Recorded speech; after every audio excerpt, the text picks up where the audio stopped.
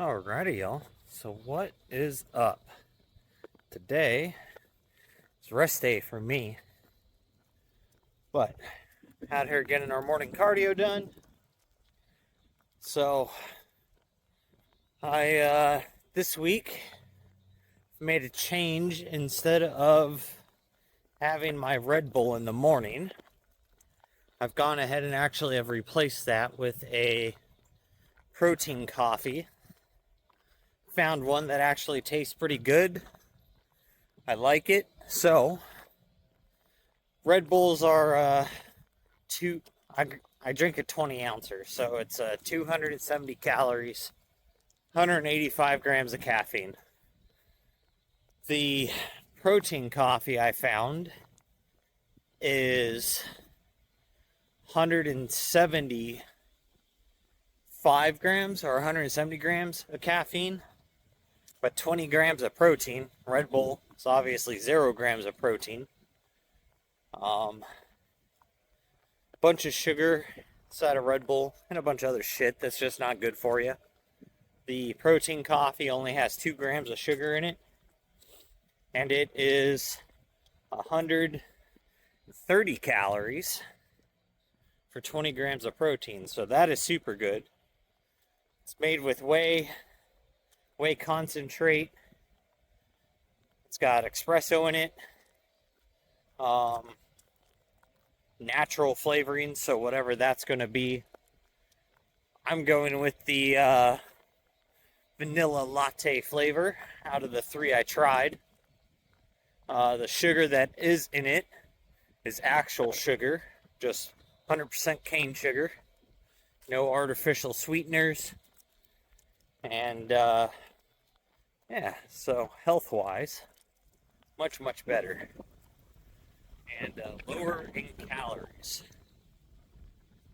But what I've been doing is I take 8 ounces crushed ice, throw that in a blender cup, 6 ounces of water, 2 ounces of whole milk, and then the protein coffee. And then I throw it in my little Ninja blender thing, blend it up, and it makes a great little awesome iced coffee. So with the 2 ounces of milk in there, it ends up being 24 grams of protein, 168 calories. So it's 100 calories total less than the Red Bull.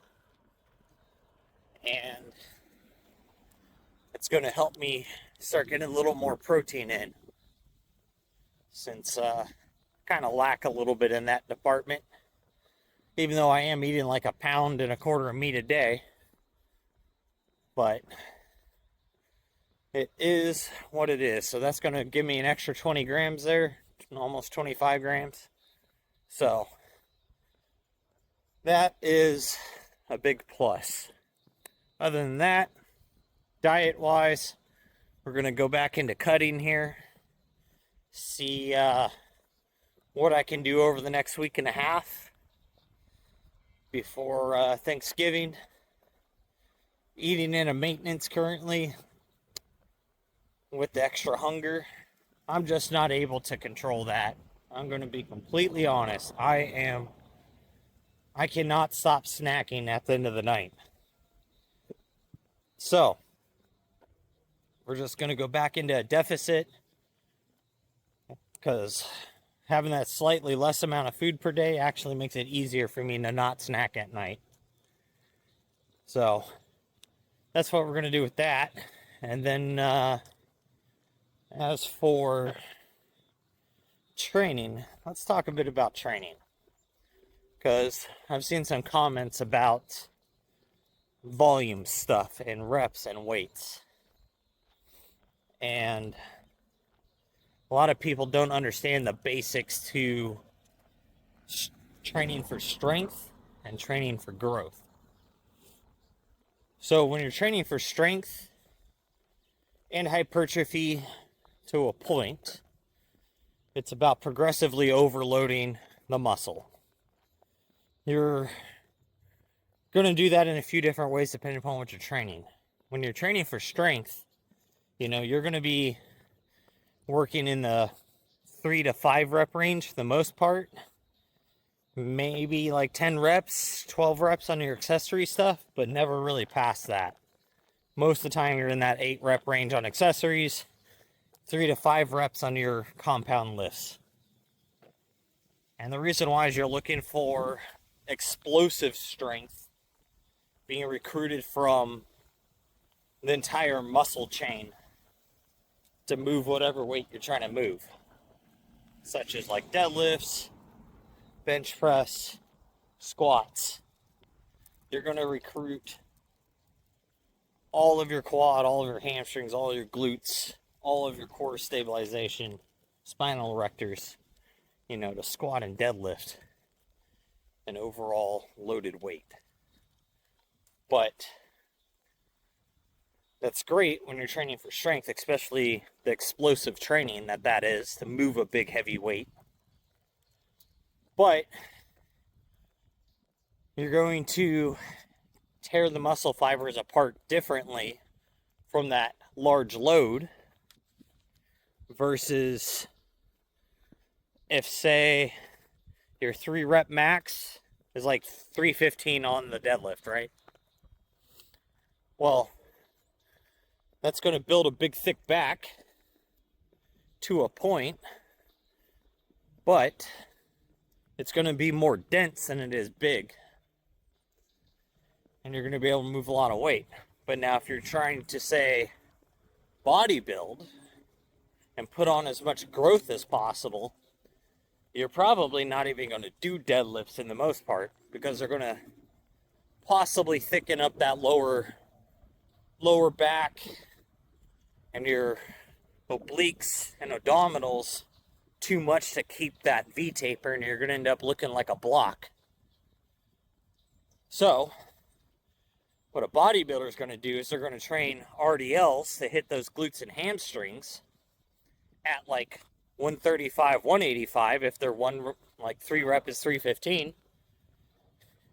But they're going to hit that, for 10 to 15 reps to push as much blood as possible into the muscle, to stretch the muscle out and tear it apart like a balloon, like a water balloon. Think of it that way. When you're training for growth, you got to train like you're trying to pop a water balloon. When you're training for strength, you're kind of more adding layers to the balloon and making it stronger and denser, but it's not getting any bigger. So that's some of the easiest way to explain those differences there. Sorry about the wind noise, it's a little windy out today. But with the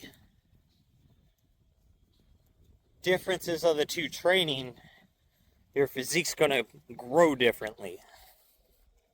So if your goal is to gain in size and definition, you're going to want to train more for those hypertrophic effects. So higher volumes of, say, 3 to, say, 9 sets, depending upon what the muscle group is, in that 12 to 20 rep range. Most things you're not going to get up to 20 reps. It's going to be too fatiguing, so you want to make sure the weight is heavy enough to be failing at 12 to 15. But if you're not in that range, then you're lifting too heavy for that specific exercise. And when you're training for growth, you're going to not pick compound lifts.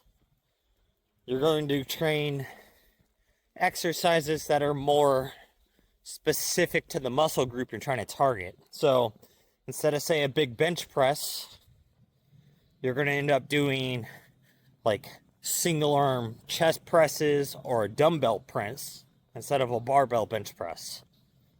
And the reason why is you're going to be able to target and isolate those pec muscles a lot more than if you're barbell benching, which is going to bring in your pecs, your delts, even your lats down in the hole. So